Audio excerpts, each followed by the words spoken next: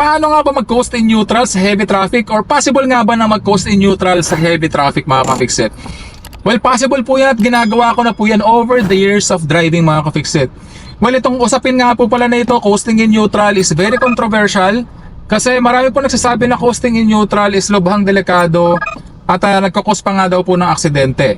Well, depende po yan dahil ang coasting in neutral mga ka-fixit, kung pinaperform mo yan safely at a safe speed, ay makaka-benefit po yan sa iyong pagmamaneho at hindi po yan magkakos ng aksidente. Okay mga ka-fixit? Nagkakos lamang po yan ng aksidente at lubang delikado kung nagkakos in neutral ka at high speeds mga ka-fixit. Okay? Pero kapag ka mga ganito traffic, heavy traffic, pwede mong gawin yan ang coasting in neutral. Papakita ko yan sa iyo ngayon mga ka-fixit. Ito, papahinto yung mga sasakyan. Our speed falls below 10 kilometers per hour. So clutch all the way down, neutral. Para magpo-progressive braking na lamang ako hanggang sa ako'y makahinto. Okay? Mga ka-fixit? So, coasting in neutral is safely done when your speed falls below 10 kilometers per hour, no? 10 kilometers per hour and below. Pwede mo na yang ilagay sa neutral para habang papahinto ka mga ka-fixit, ang gagawin mo na lamang ay progressive braking ka na lamang. Yung kanang paa mo na lamang ang gagalaw dito sa mga pedals na ito at yung kaliwang paa mo nakapahinga na yan dito sa resting position niya dito sa farthest left mga ka-fixit. Okay? So ginagawa ko na ito matagal na. Kahit nung bago pa lang ako natututo magmaneho, ginagawa ko na po ito at wala po nagturo sa akin na to. Hindi naman po sa pagmamalaki. I just figured out na mas madali po yung gawin at mas beneficial po na ginagawa ko yon. Dahil mga ka-fixit, kung ginagawa mo yon, nakakapagpahinga yung iyong kaliwang paa, no?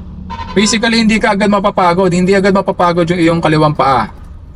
So kagaya niya, papahinto na naman. So clutch all the way down, neutral. Progressive braking na lamang ako hanggang sa huminto yung sasakyan. So kung kailangan ko pang mabante, first gear ulit, ayan. Neutral ulit. Progressive braking hanggang makahinto yung sasakyan. Okay? So, malaki po ang naitutulong nito mga ka-fixit sa ating kaliwang paa, binti at tuhod, dahil hindi po agad mapapagod yung iyong basically yung kaliwang binti mo, no? Or kaliwang paa mo mga ka-fixit, or kaliwang tuhod mo. Basta yung buo, basta yung kaliwa. Yung ginagamit mo sa clutch mga ka-fixit. Kasi yan ang isa sa mga reklamo ng maraming mga manual drivers, no? Tsaka mga pumipili ng automatic. Sabi nila nakakapagod daw kasi magmaneho ng manual transmission na sasakyan dahil nangangawit or napapagod yung kanilang kaliwang binti, no? Well, basically mga ka-fixit, ito na po yung sagot doon sa problema na yon mga ka-fixit. Coasting in neutral and low speed is very safe and very beneficial sa iyong pagmamaneho mga ka-fixit. Okay? Basta tandaan mo lamang na kapag yung speed mo falls below 10 kilometers per hour, no? Pwede mo na ilagay sa neutral yan, no? At bitawan mo na yung clutch all the way up, pahinga mo na yan dito sa kaliwa, then mag-progressive braking ka na lamang hanggang sa makahinto, no? Malaking bagay po yan mga ka-fixit, lalo na sa mga long drive at manual transmission yung dala mo. Hindi agad mapapagod tong kaliwang part ng iyong katawan mga ka-fixit. Okay? And actually mga ka-fixit,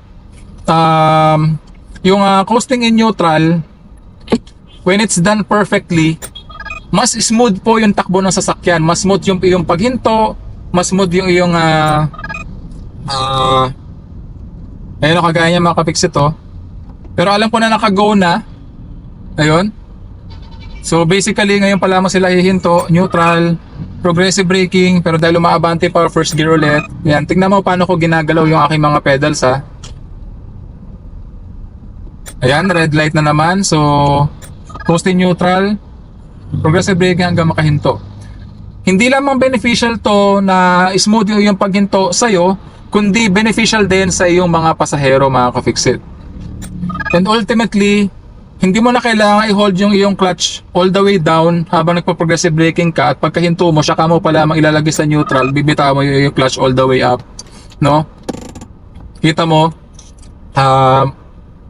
yung pag-hold kasi sa clutch all the way down ng matagal, meron din yung unnecessary wear and tear sa iyong clutch assembly, particularly sa release bearing mga ka-fixit. Okay? Kasi mas matagal mong hinohold dyan yung iyong clutch all the way down, mas nape-pressure yung part na yon ng iyong clutch assembly mga ka-fixit. Kung di ako nagkakamali, yun nga yun, yung release bearing kung tawagin. Okay?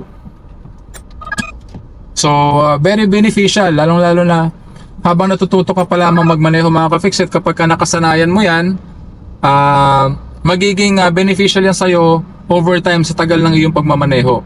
And basically, habang tumatagal ka sa pagmamaneho mga ka-fixit, ito ay magiging reflex action and muscle memory ng iyong katawan, at hindi ka na magbabase sa speed. Hindi mo na kailangan tingnan yung speed mo na when it falls below 10 kilometers per hour, neutral ka or coast ka neutral habang ikaw ay papahinto, no? Hindi mo na titingnan yan mga ka-fixit. Mararamdaman mo na yon base sa ugong ng iyong makina, base sa speed na tinatakbo na iyong sasakyan, mararamdaman mo na yon as a driver. At ma-figure out mo na uy, 10 kilometers per hour and below, pwede na ako mag-coast in neutral, sabi nga ni Fixit Dennis. Okay? So, ayan, naka-green light ulit tayo mga ka-fixit. Habang nagmamaneho tayo, papakita ko pa rin sa iyo, yan yung coasting in neutral. Safe coasting in neutral mga ka-fixit. Okay? Tingnan natin kasi medyo magta-traffic pa ulit doon sa part na yon.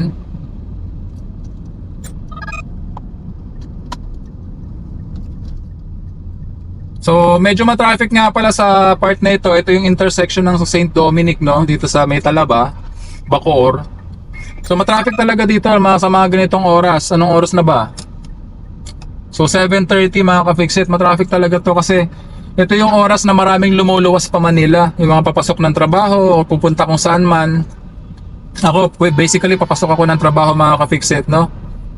So, ito nakita ko, papahinto yung mga sasakyan. Naka-high beam siya ng red light. Progressive braking, pero dahil hindi na tumuloy sa paghinto, tuloy pa rin tayo mga ka-fixit. At naka-green yung light. Ayan. Ayan. So, ayan, pasensya na mga ka-fixit, hindi ko na mapakita ulit sa inyo. Well, basically, nakita nyo na naman kanina, no? So, mga ka-fixit, sa mga nagtatanong dyan or nakakapansin na para ako naka-short, well, basically, hindi po ako naka-short mga ka-fixit, no? Nakapantalon po ako, tinupi ko lamang po yung pantalon ko para mas makita ninyo na maayos yung sapatos ko at yung binti ko mga ka-fixit, no? hindi naman dahil pinagyayabang ko yung sapatos ko or binti ko na maganda or hindi maganda mga ka-fixit, no? Gusto ko lamang mas makita ninyo yung movement ng aking mga paa kasi napansin ko kanina na nakababa yung pantalon ko, nakakasagabal siya sa camera view, kaya tinupi ko na lang mga ka-fixit para mas makita ninyo mas maayos, mas magandang video para sa inyo mga ka-fixit, okay? So, to end this video mga ka-fixit, palaging tatandaan na walang sino man ang pinanganak na magaling. Kailangan natin ng sapat na panahon at pagsasanay upang maging magaling tayo sa anumang bagay.